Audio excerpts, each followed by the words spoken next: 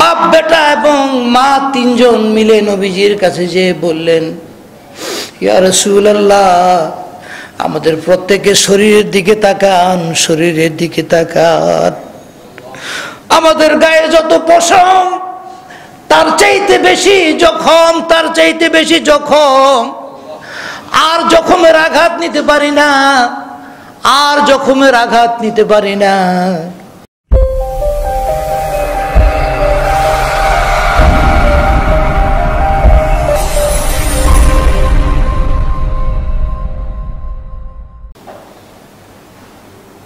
বিগত কয়েকটি জুমা যাবত আমি আপনাদেরকে মক্কা মুকাররমার অলিতে গলিতে পথে প্রান্তরে আপনাদেরকে নিয়ে যাওয়ার চেষ্টা করেছি। এই ধারাবাহিকতা আরো কয়েক জুমা চলবে ইনশাআল্লাহ। কারণ মক্কা মুকাররমায় তিনি 52 বছর অতিবাহিত করেছিলেন। কত বছর?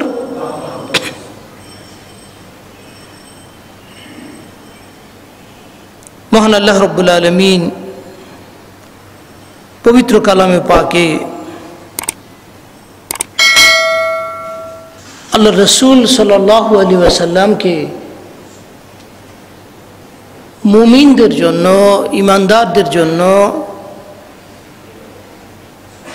আল্লাহ তাআলার সবচেয়ে বড় নিয়ামত, সবচেয়ে বড় অনুগ্রহ হিসাবে তিনি ঘোষণা করেছেন। আল্লাহ পাক বলছেন, لقد من الله على المؤمنين إذ بعث فيهم رسولا من أنفسهم يتلو عليهم آياته ويزكيهم ويعلمهم الكتاب والحكمة وإن كانوا من قبل لفي ضلال মুবিন। সূরা আল ইমরান আমি আপনাদের সামনে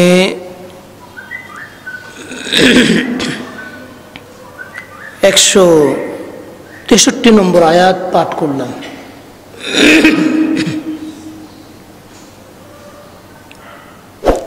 মহান আল্লাহ রাব্বুল আলামিন বলছেন, লাকাদ মান্নাল্লাহু আলাল মুমিনিন, নিশ্চয় আল্লাহ মুমিনদের উপর, ইমানদারদের উপর মহান অনুগ্রহ করেছেন। ইজ বা'সা ফীহিম রাসূলাম মিন আনফুসিহিম, যে তিনি তাদের মধ্য থেকে তাদের পরিচিত একজনকে রাসূল হিসেবে প্রেরণ করেছেন। কি উদ্দেশ্যে?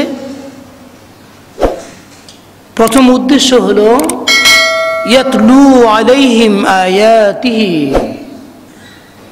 তিনি আল্লাহ পাকের পক্ষ থেকে অবতীর্ণ আয়াতসমূহ মুমিনদেরকে পাঠ করে শোনাবেন। কয় নম্বর কাজ?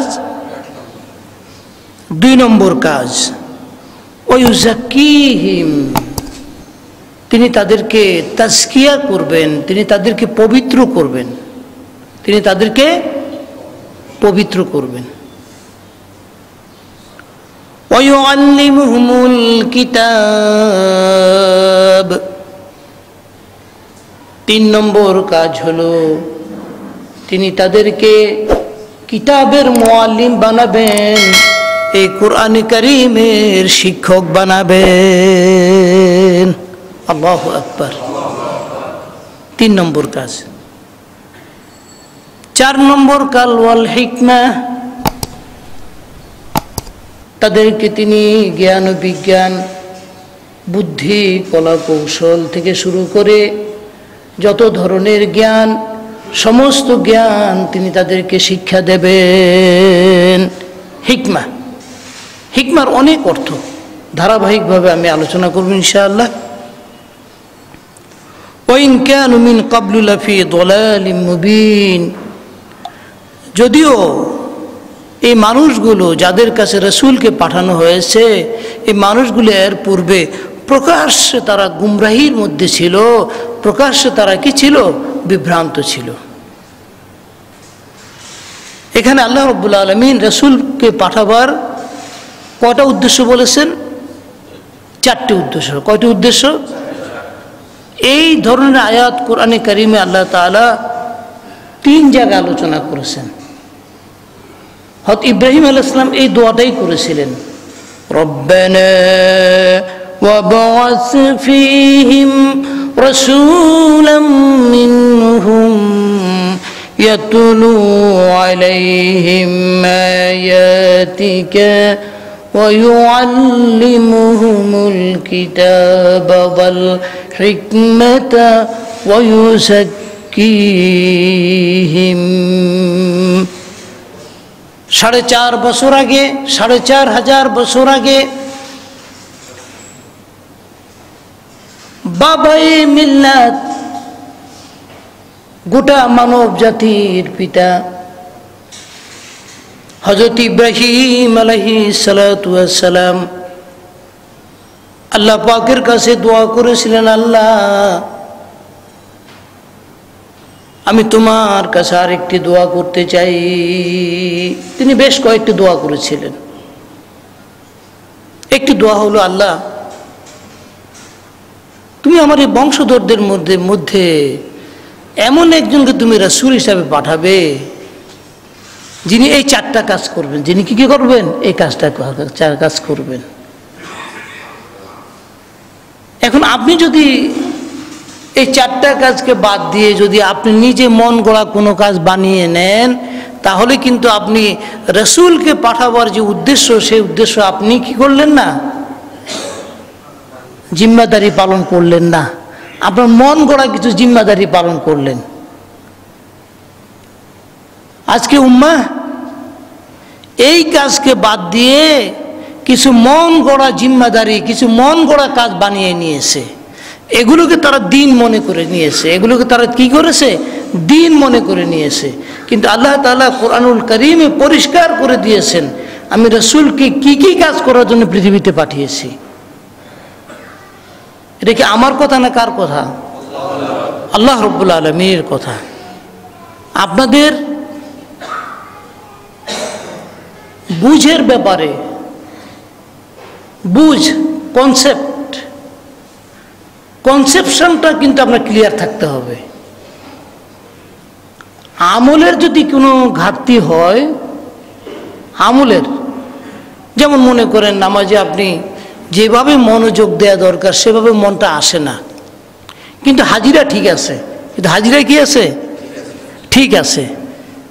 আশা করা যায় আল্লাহ তাআলা আমলের কি দুর্বলতা মাফ করে দেবেন, আমলের দুর্বলতা মাফ করে দেবেন, কিন্তু বুঝের দুর্বলতা আল্লাহ তাআলা মাফ করবেন না। বুঝের দুর্বলতা আল্লাহ তাআলা মাফ করবেন না। কনসেপশন ক্লিয়ার থাকতে হবে। ইসলামের সীমানা কতটুকু, এই সীমানাটা আপনাকে জানতে হবে, এবং এই সীমানা আপনি ক্রস করতে পারবেন না। এর ভিতরে থেকেই ভুল ভ্রান্তি হবে, গাফলতি হবে, অবহেলা হবে। আবার বান্দা তওবা করবে, তওবা করে বান্দা আবার কি হবে? নতুন জীবনের শপথ নেবে, পবিত্র জীবন অর্জন করবে। এত কোনো অসুবিধা নাই। বান্দা গুনাহ করবে, গুনাহ খাতা তো বান্দাই করবে, তো আপনার গুনাহ করবে কে? এই জন্য গুনাহ করা গুনাহ না, গুনাহ করে গুনার স্বীকৃতি না দেওয়াটা গুনাহ। আমি কি বুঝাতে পারছি কথাটা?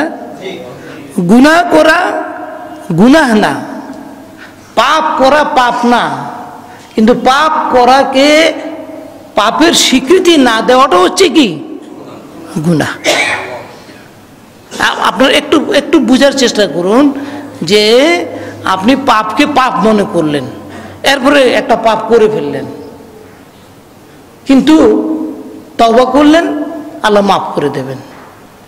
কিন্তু আপনি পাপকে পাপই মনে করলেন না, পাপকে পাপ হিসেবেই জানলেন না, গুনাহকে গুনাহ হিসেবে জানলেন না, তাহলে তো আপনি বিদ্রোহী। আপনি কি বিদ্রোহী? বাগী, আপনি বিদ্রোহী। আমি তাই আপনাদের সামনে কোরআনুল কারীমের আয়াত সামনে নিয়ে বলছি, আল্লাহ রাব্বুল আলামিন তার রাসূলকে পৃথিবীতে পাঠিয়েছেন যে 4টি কাজ করার জন্য। এই 4টি কাজ করতে আল্লাহ রাসূল হেরা পাহাড় থেকে নেমে আসলেন আল কোরআনকে নিয়ে। কি নিয়ে আসলেন? এর আগে কিন্তু তিনি প্রকৃত অর্থে তিনি দাওয়াতি কাজ শুরু করেন নাই। মা কুনতা তাদরি মাল কিতাবু ওয়ালাল ঈমান। এতদিন পর্যন্ত নবীজির কাছে কিতাব আসে নাই, নবীজির কাছে ঈমানের পরিপূর্ণ জ্ঞান আসে নাই, নবীজি পরিপূর্ণ ঈমানের দাওয়াত, পরিপূর্ণ কিতাবের দাওয়াত তিনি এতদিন পর্যন্ত দেননি। এবার হেরা পাহাড় থেকে আসলেন মক্কাতে, এবার তিনি দাওয়াতের কার্যক্রম শুরু করে দিলেন। দাওয়া, এই দাওয়াতি কাজের কিসের দাওয়াত বলেন দেখি? আল্লাহ রাসূল কিসের দাওয়াত দিলেন? কোরআনুল কারীমের দাওয়াত। এটা পরিষ্কার হওয়ার দরকার আপনাদের যে কোরআনুল কারীমকে বাদ দিয়ে অন্য কোনো দাওয়াত চলবে না। কোরআনুল কারীমের পরিপূরক হিসেবে হাদিস শরীফ আনতে হবে, সাহাবায়ে কিরামের জিন্দেগি আসবে, পরবর্তী জামানার জিন্দেগি আসবে, কিন্তু মূল কিতাব হলো কি? আল কোরআন। আল কোরআনকে মাইনাস করে বাদ দিয়ে আপনি যদি দাওয়াতি কাজ করেন তাহলে কি হবে জানেন? টেক্সট বুক বাদ দিয়ে গাইড বুক নিয়ে চলা। আমাদের সমাজে এখন বোর্ডের টেক্সট বই বাদ দিয়ে এখন নোট এবং গাইড বই বাজারে বেশি বের হয়ে গেছে। কি বলেন, ঠিক কি না? এবং ছেলেমেয়েরা এখন আর জিজ্ঞাসা করা হয় যে তোমাদের কয়টা বাংলা বইতে কয়টা কবিতা আছে, কয়টা গদ্য আছে, ওরা বলতে পারবে না, কারণ ওরা তো মেইন বই পড়েই দেখে না। ওদের গাইড ছাড়া ওদের এখন কি মেইন বই পড়েই দেখে না। আমি সেদিন হঠাৎ করে ইন্টারমিডিয়েটের বাংলা বইটা দেখলাম যে কয়টা গদ্য আছে, কয়টা পদ্য আছে, এবং আমি সেখানে কয়েকটা প্রবন্ধ পড়লাম বসে বসে যে কেমন ধরনের প্রবন্ধগুলো আছে সে সম্পর্কে আরেকদিন মন্তব্য করব। তো এটা হলো মূল বই, আর এই মূল বইকে সামনে নিয়েই গাইড লেখা হয়েছে, মূল বইকে সামনে নিয়েই নোট বই লেখা হয়েছে। এখন আপনি যদি মূল বইটা নাই পড়েন তা তো বলতেই পারবেন না কয়টা গদ্য এবং কয়টা পদ্য এখানে আছে। কি বলেন, ঠিক কিনা? এই উম্মাকে আপনাদের এই কথাগুলো বলতে হবে যে আমাদের টেক্সট বুক হচ্ছে কি? আল কোরআন। আর এই কোরআনে কারীম নাজিল হয়েছে কি? আরশ আজিমের পক্ষ থেকে কোরআনে কারীম অবতীর্ণ হয়েছে। ওমান দাআ বিহি ফাকাদ হুদিয়া ইলা সিরাতিম মুস্তাকিম। আল্লাহ রাসূল বলেছেন যারা এই কোরআনুল কারীমের দিকে মানুষকে ডাকবে একমাত্র তারাই সিরাতুল মুস্তাকিমের দিকে মানুষকে ডাকবে। কোরআনুল কারীমকে বাদ দিয়ে পরিপূর্ণ সিরাতুল মুস্তাকিম পাওয়া যাবে না, পরিপূর্ণ সঠিক পথ পাওয়া যাবে না। এই জন্য আল্লাহ রাসূল বলেছেন মান দাআ বিহি ফাকাদ হুদিয়া ইলা সিরাতিম মুস্তাকিম। ওগো দুনিয়ার মানুষ, তোমরা যদি সিরাতে মুস্তাকিম পেতে চাও, যেই সিরাতুল মুস্তাকিমের কথা আমি তোমাদেরকে সূরা ফাতিহার মাধ্যমে বারবার আমি তোমাদেরকে স্মরণ করিয়ে দিয়েছি, তোমরা আমার কাছে চাও এবং বলো ইহদিনাস সিরাতাল মুস্তাকিম। আবার আল্লাহ ব্যাখ্যা দিলেন, সিরাতুল মুস্তাকিম সেই পথটা কাদের পথ? সিরাতাল্লাযীনা আন'আমতা আলাইহিম। আল্লাহ ওই সিরাতুল মুস্তাকিম আমি তোমার কাছে চাই, যে সিরাতুল মুস্তাকিমের উপর যারা চলেছে, যাদের উপরে তুমি নিয়ামত দিয়েছো, সন্তুষ্ট হয়েছো, সেই সিরাতুল মুস্তাকিমটা তুমি আমাকে দেখাও। এরপরে কি? গায়রিল মাগদুবি আলাইহিম ওয়ালাদ-দাল্লিন। আয় আল্লাহ, তাদের পথ না, তাদের পথ আমি চাই না তোমার কাছে, যারা হচ্ছে মাগদুব, অভিশপ্ত, যারা অভিশপ্ত, তোমার পথকে বাদ দিয়ে নিজেরা নিজেদের মন গড়া পথ বানিয়ে নিয়েছে, নিজেরা নিজেদের মন গড়া পথ বানিয়ে দিয়েছে। এই ধরনের অভিশপ্ত, দলিন এবং যারা পথভ্রষ্ট, আমি তাদের পথ চাই না, তাদের পথ চাই না। ইমাম সাহেব যখন দলিন বলেন, তখন সমস্ত নামাজিরা আওয়াজ তোলেন আমিন। আল্লাহ, এই কথাগুলো তুমি কবুল করে নাও, এই কথা তুমি কি করে নাও? কবুল করে নাও। তাহলে মাগদুব কারা, দলিন কারা, এদেরকে চিনতে হবে। এরা শুধু ইহুদি খ্রিস্টান না, এরা শুধু মুশরিক না, এরা শুধু মুনাফিক না। মুসলমান নামধারী একদল লোক আছে যারা ইহুদি, খ্রিস্টান, মুশরিক এবং এদের পথ এবং পন্থাকে গ্রহণ করেছে, কৃষ্টি কালচারকে গ্রহণ করেছে, তাহজিব তামাদ্দুনকে গ্রহণ করেছে। এরাও কিন্তু আংশিক মাগদুব, আংশিক এরা কি? দলিন। মাগদুব মানে কি? অভিশপ্ত। আর দলিন মানে পথভ্রষ্ট। তাহলে আপনি যখন নামাজে দাঁড়াবেন, এই দুই শ্রেণীর কথা আপনি চিন্তা করবেন, যে দুনিয়াতে কারা মাগদুব, কারা দলিন, তাদেরকে চিনতে হবে। তাদেরকে না চিনলে আন'আমতা আলাইহিম, তাদেরকে চিনবেন না। আমি কি বুঝাতে পারছি কথাটা? আন'আমতা আলাইহিম মিনান নাবিয়্যিন ওয়াস সিদ্দিকিন ওয়াস শুহাদাই ওয়াস সালিহিন। তারা হলেন কারা? আম্বিয়া আলাইহিস সালাতু ওয়াস সালাম। তারা হলেন কারা? শহীদ। তারা হলেন সিদ্দিকিন, তারা হলেন সালিহিন। এদেরকে চিনতে হলে মাগদুবদেরকেও চিনতে হবে। আল্লাহ তাআলা দেখেন পাশাপাশি দুই শ্রেণীর মানুষের কথা বলেছেন। এক শ্রেণীর মানুষ হলো আন'আমতা আলাইহিম, আর দ্বিতীয় শ্রেণীর মানুষ কারা? মাগদুব ওয়ালাদ-দাল্লিন। এই মাগদুব এবং দাল্লিনকেও আপনাদেরকে চিনতে হবে। এই জন্য কুরআনুল কারীম আপনাদেরকে পড়তে হবে। না পড়লে তো আপনারা এখন আসেন, আমার কথা এখন সহজ হয়ে যাবে, কারণ ভূমিকাটা যদি আমি সহজ করতে পারি তাহলে সহজ হয়ে যাবে। আল্লাহ রাসূল এবার মক্কা মুকাররমার ওই মাগদুব আর দাল্লিন এমন এক শ্রেণীর মানুষের কাছে কুরআনুল কারীম পেশ করলেন। মাগদুব আর দাল্লিনরা বললেন, না গো না মুহাম্মদ, সব কথা মানতে পারি, কিন্তু তোমার কথা মানতে পারবো না।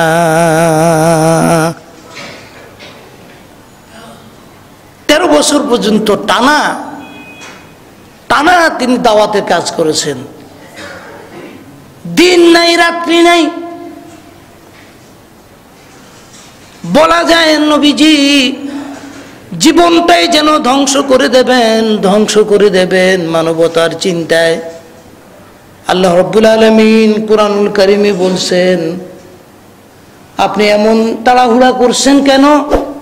আপনি নিজেকে কি ধ্বংস করে দিতে চান? এরা হিদায়াত আনে না বলে। লাস্তা আলাইহিম বিমুসাইতির, আমি আপনাকে দারোগা বানাই নাই, পুলিশ বানাই নাই, পাহারাদার বানাই নাই। আপনি তাদের কাছে আমার কালামের দাওয়াত পৌঁছে দিন। তারা যদি গ্রহণ করে ভালো, গ্রহণ না করলে তাদের সাথে বোঝাপড়া আমি আল্লাহ করব। আপনি নিজের জীবনকে ধ্বংস করে দেবেন না। আল্লাহু আকবার। দেখছেন কোরআনে কারীমের জিম্মাদারি যারা একবার নেয়, এই বোঝা, এই জিম্মাদারি এমন এক জিম্মাদারি, এই জিম্মাদারি আপনার উপরেও সমানভাবে বর্তায়।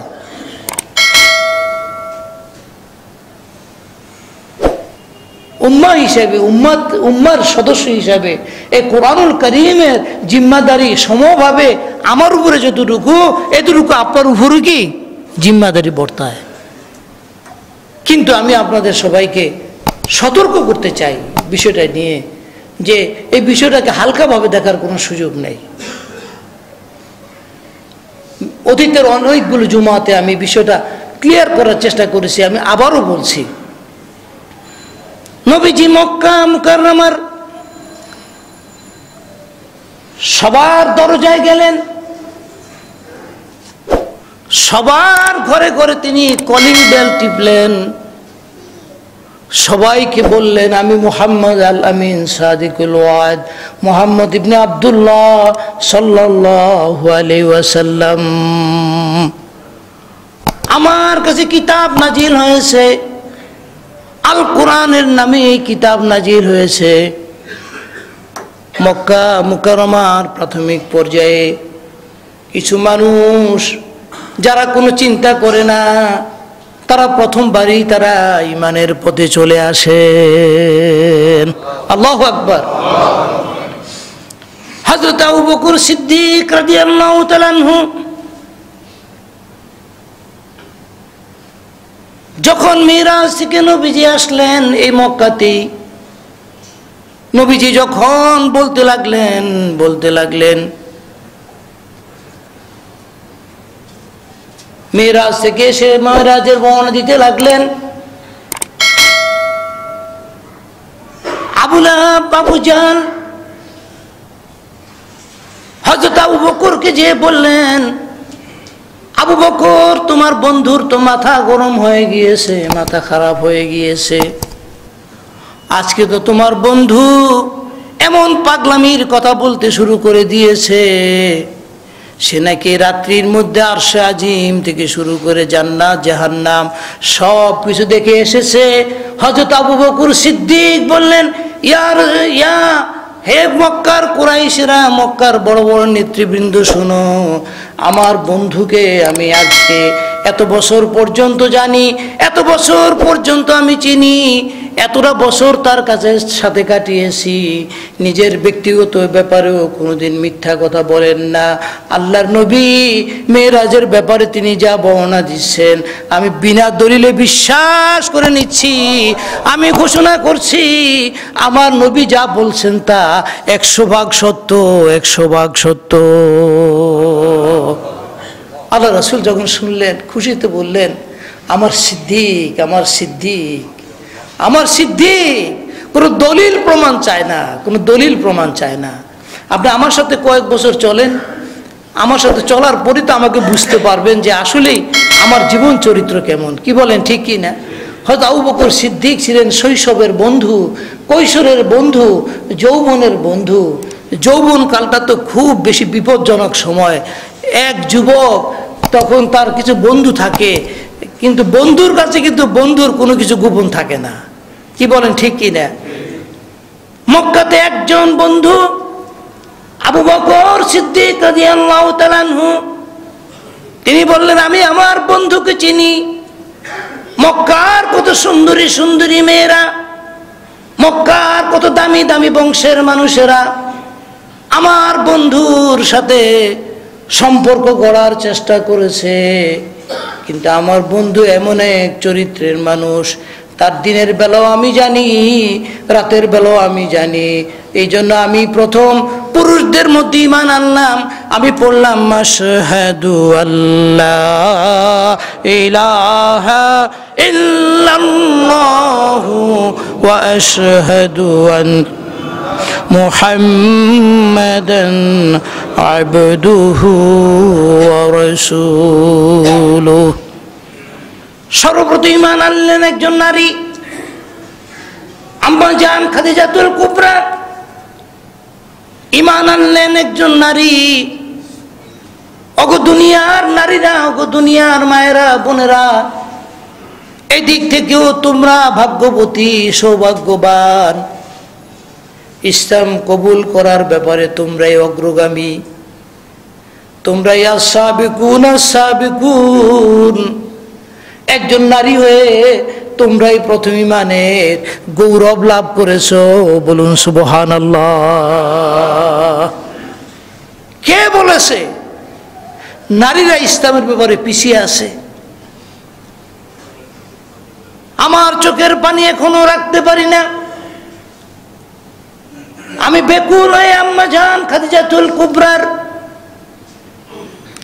কবর জিয়ারত করার জন্য যতবার গিয়েছি, আমি পাগলের মতো সেখানে দাঁড়িয়ে দাঁড়িয়ে অশ্রু সজল নয়নে কান্নাকাটি করেছি। আমি বলেছি, ওগো আমার আম্মা, আপনাকে আল্লাহ তাআলা আম্মা বলতে বলেছেন। আপনি তো আমাদের আদর্শিক আম্মা, আপনি আমাদের আত্মার আম্মা। দুনিয়ার মায়েরা তো যারা জন্ম দিয়েছে, কিয়ামতের দিন সন্তান বলে পরিচয় নাও দিতে পারে।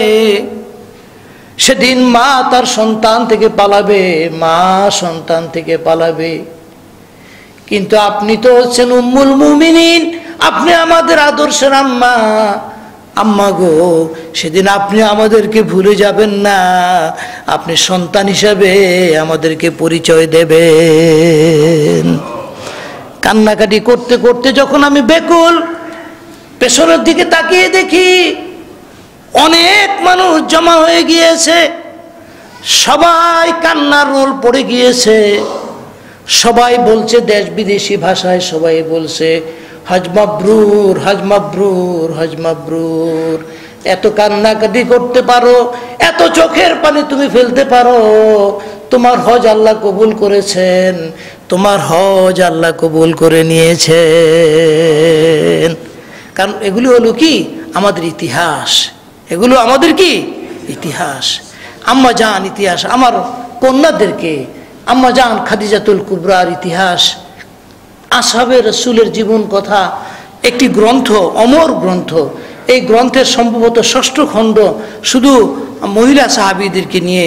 এই মহিলা সাহাবীদের এই খণ্ডটি যদি আপনারা আমার মায়েদেরকে, বোনদেরকে, আমার ভাবিদেরকে সবাইকে পড়তে দেন, তাহলে না তারা জানতে পারবে যে আমাদের কি আছে, কিছু আদর্শ আছে, কিছু আইকন আছে, আইডল আছে। আমাদের আদর্শ, আমাদের আইকন, আমাদের আদর্শ আম্মা জান খাদিজাতুল কুবরা রাদিয়াল্লাহু তাআলা আনহা। যখন জানবে না, তখন দেখবেন যে যদি জিজ্ঞাসা করেন যে তোমার প্রিয় কে, তখন বলবে যে সিনেমার এক নেত্রীর নাম বলে দিবে। কি বলে, নায়িকা না কি বলে, অমুক আমার আইডল।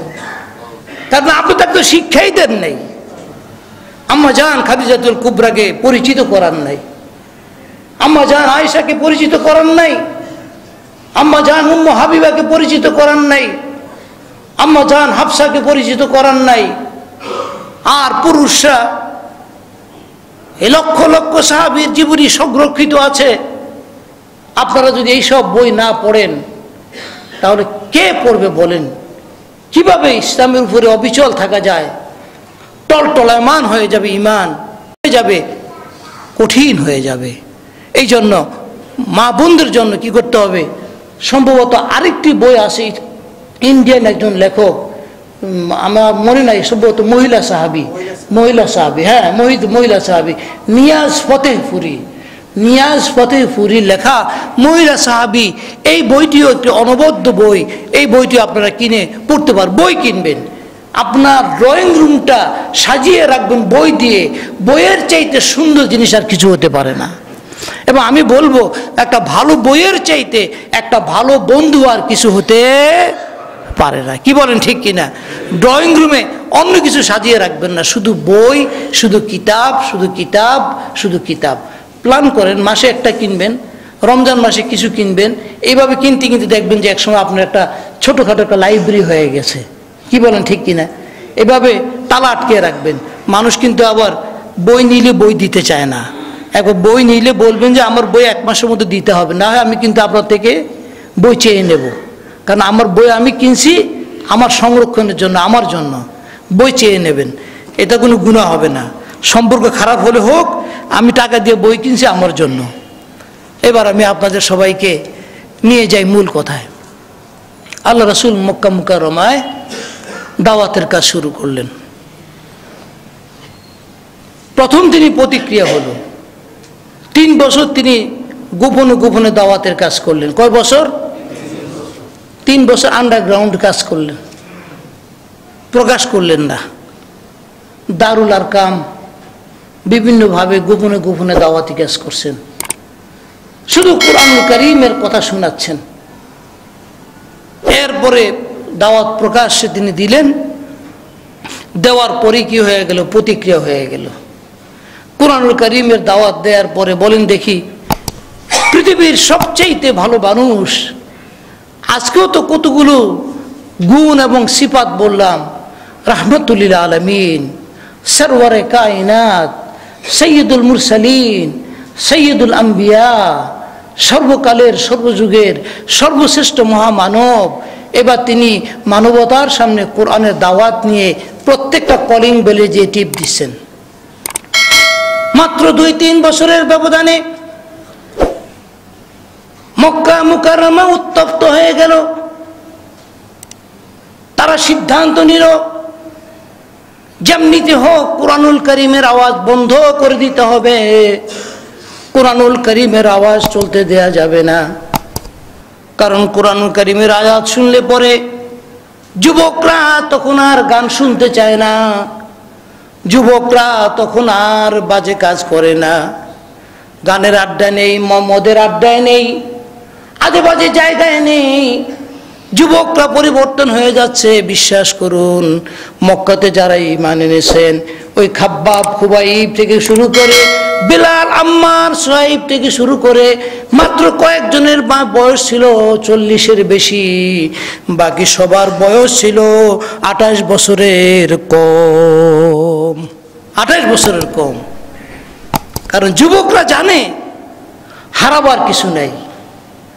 আমরা তো এখন অনেক কিছু চিন্তা করি, আমি যদি মরে যাই আমার বেগমের কি হাল হবে, সন্তানের কি হাল হবে, বাড়িটা হলো 2 তলা, চাইলাম করতে 6 তলা, 4 তলা বাকি রয়ে গেল, কত কাজ আমার বাকি এখনো আছে। জাগা জি লাগানে কি ये दुनिया नहीं है, ये इबरत की जा है, তামাশা নিহি হে। আমরা একটা তামাশা মনে করছি, তামাশা। আজকে আস্তে আস্তে ভাবলাম, গাড়ির আমার সাথীর সাথে আলাপ করলাম, ওই যে নতুন পূর্বাচল, মাটির দিকে তাকালে কি মায়া লাগে, কি সুন্দর মাটি দিয়ে সাজাচ্ছে, রাস্তাঘাট ইত্যাদি তৈরি করছে। মাটির প্রতি কি মায়া। সাথে সাথে আমার মন বলে দিল, মিনহা খালাকনাকুম ওয়া ফিহা নুঈদুকুম ওয়া মিনহা নুখরিজুকুম তারাতান উখরা। ওরে তুই মাটিকে এত ভালোবাসিস, এই মাটি থেকেই তো আমি তোকে সৃষ্টি করেছি, মাটির উপাদান দিয়ে আমি তোকে সৃষ্টি করেছি। মাটির মধ্যে যত ধরনের উপাদান পাওয়া যায়, মানুষের শরীরে তত ধরনের উপাদান পাওয়া যায়।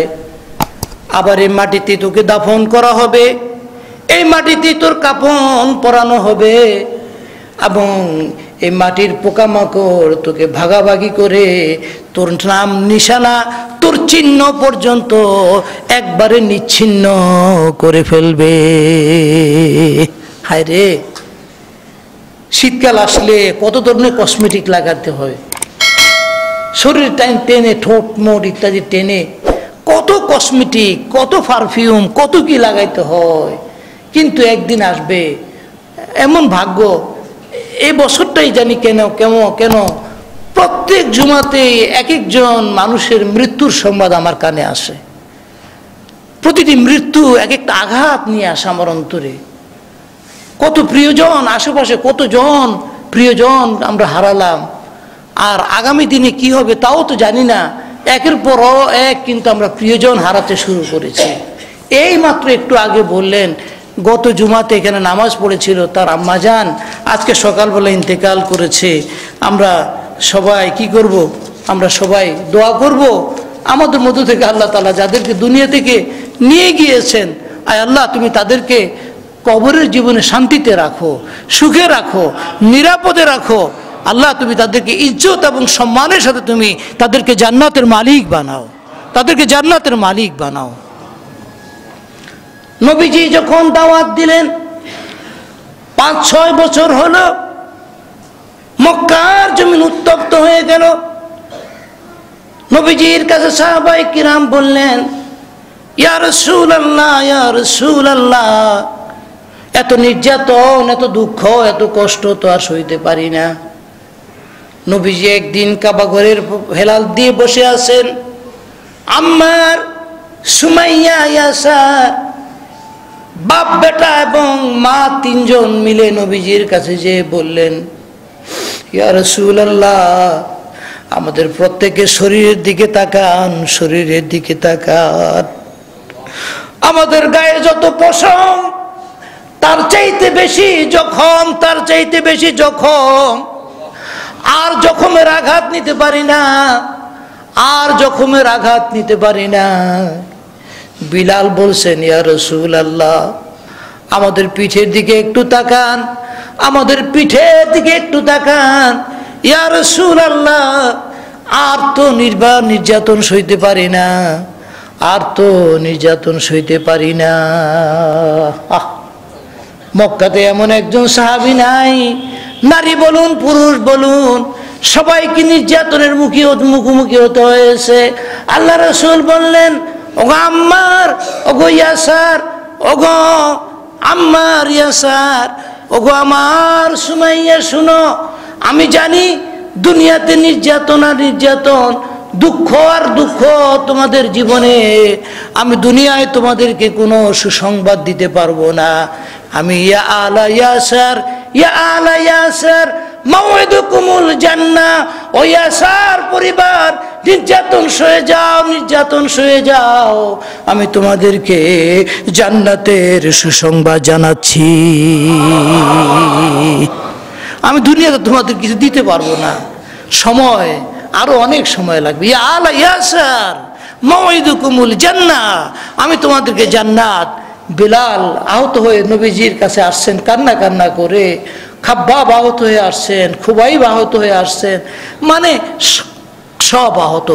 এমনকি শেষ পর্যন্ত হযরত সুমাইয়া রাদিয়াল্লাহু তাআলা আনহা, একজন অবলা নারী, তুলতুলে শরীর মহিলাদের কতই বা নির্যাতন সইতে পারেন। আবু জেহেল আর যেন তার ধৈর্য সইল না, বলল, সুমাইয়া, ঈমান পরিত্যাগ করো, ঈমান পরিত্যাগ করো, না হয় আমি ছাড় দেব না, আমি ছাড় দেব না। হযরত সুমাইয়া বললেন, ওগো আবু জেহেল, আপনি আমার মুনিব, আমি আপনার দাসী, আপনার সব কথা আমি মানতে পারি, কিন্তু আমি ঈমান যে আমার অন্তরের গভীরে পৌঁছে গিয়েছে, আমার কলিজার ভেতরে ঈমান প্রবেশ করে গিয়েছে। বাইরে যত নির্যাতন করতে চান নির্যাতন করতে পারেন, কিন্তু ভেতরের ঈমান আমি পরিত্যাগ করতে পারবো না। দুষ্ট আবু জেহেল তীর নিক্ষেপ করলো, তীর নিক্ষেপ করে দিয়ে প্রথম একজন নারীকে শহীদ করে দিল, তিনি হলেন হযরত সুমাইয়া রাদিয়াল্লাহু তাআলা আনহা। ইসলামের জন্য ঈমান আনলেন প্রথম নারী, ইসলামের জন্য প্রথম জীবন দিলেন একজন নারী, হযরত সুমাইয়া রাদিয়াল্লাহু তাআলা আনহা। আমার ভাইয়েরা, আগুনে পুড়িয়ে পুড়িয়ে যেমন খাঁটি সোনা বানাতে হয়, এমনি ভাবে কোরআনুল কারীম আল্লাহ তাআলা এই কোরআনুল কারীম দিয়ে সাহাবায়ে কিরাম রিদওয়ানুল্লাহি আলাইহিম আজমাইনকে খাঁটি সোনা বানিয়েছেন। খানকার চার দেয়ালের মধ্যে বন্দী করে, মসজিদের চার দেয়ালের মধ্যে বন্দী করে, অথবা পাহাড় পর্বতের জঙ্গলে গুহায় নিয়ে বন্দী করে তাদেরকে তথাকথিত সবক দেন নাই, বরং তাদেরকে কোরআনে কারীমের সবক দিয়ে বলেছেন, যাও উত্তপ্ত মক্কা মুকাররমায় তোমাদেরকে তাজকিয়া করবে, পবিত্র করবে। কি বলেন, ঠিক কিনা? যতদিন পর্যন্ত আপনি আল্লাহর দ্বীনের জন্য কষ্ট স্বীকার না করবেন, এই কোরআনে কারীমের নিয়ামত, এই কোরআনে কারীমের স্বাদ আপনার অন্তরে ততদিন পর্যন্ত কি পাবে না? প্রকাশ পাবে না। দেখুন এবার আল্লাহ রাসূল সাল্লাল্লাহু আলাইহি সাল্লাম দাওয়াতি কাজ করছেন।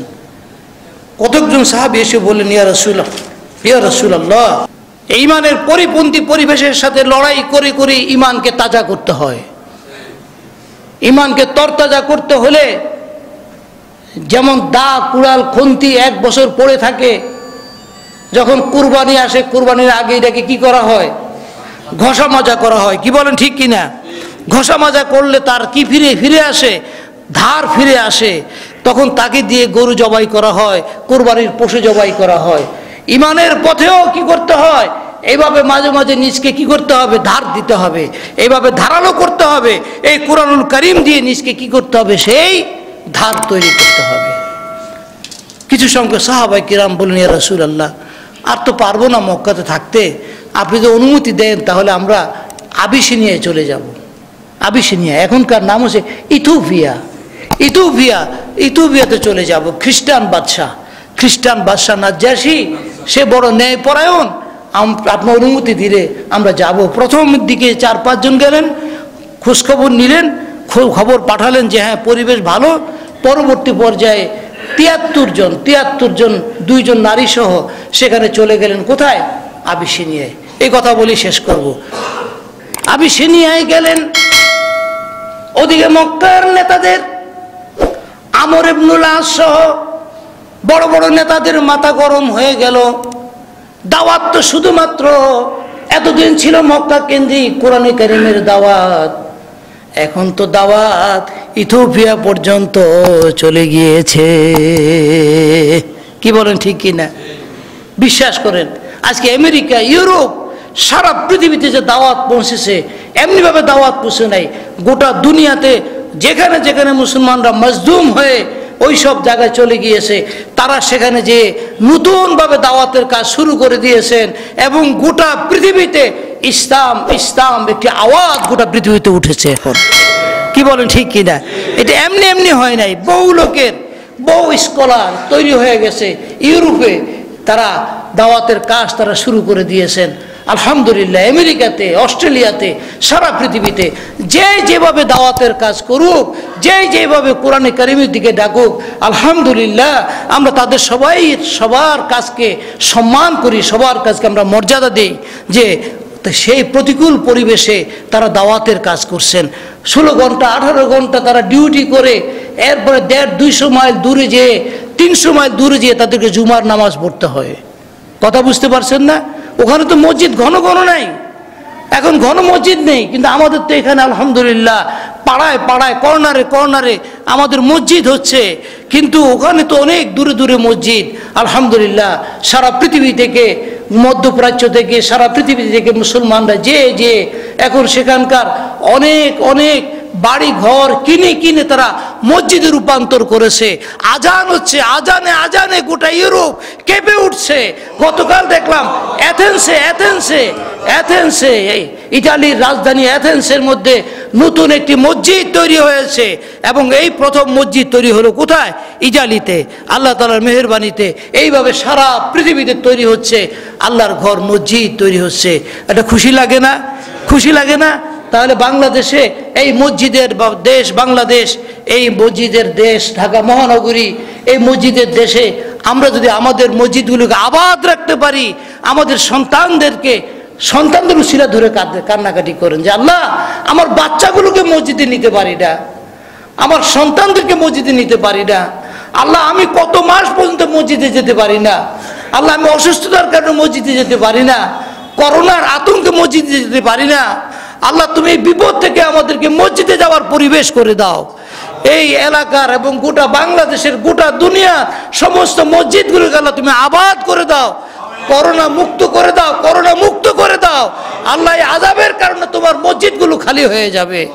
আল্লাহ আমরা গুনাহগার মানুষ, তবুও তোমার কাছে ফরিয়াদ করি যে আল্লাহ তুমি এই করোনার আযাব থেকে তুমি ওই উম্মাহকে, এই মানব জাতিকে তুমি কি করে হেফাজত করো।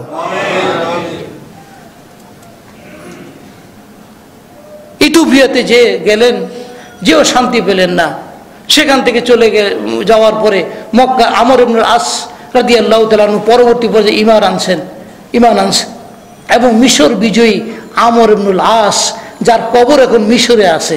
কোথায় আছে? মিশরে আছে। তিনি তখন মক্কার বড় নেতা ছিলেন। তিনি যে নাজ্জাশীরকে অনেক উপঢৌকন ইত্যাদি দিয়ে বললেন আমাদের দেশ থেকে কিছু বেঈমান, ইমানদারদেরকে বলে কি বেঈমান। দেখছেন, ইমানদাররা হলো বেঈমান আর ওরা হলো ইমানদার। আবু জাহেলরা হলো কি ইমানদার আর ইমানদাররা হয়ে গেল কি বেঈমান সাবিক, ওরা একবার ধর্ম পরিত্যাগ করে ইত্যাদি ইত্যাদি।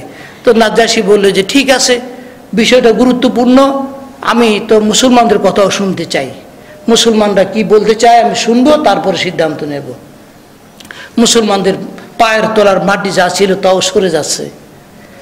বড় আশা করে গেলেন আবিসিনিয়াতে, আবিসিনিয়ার মাটিও যেন সরে যাচ্ছে।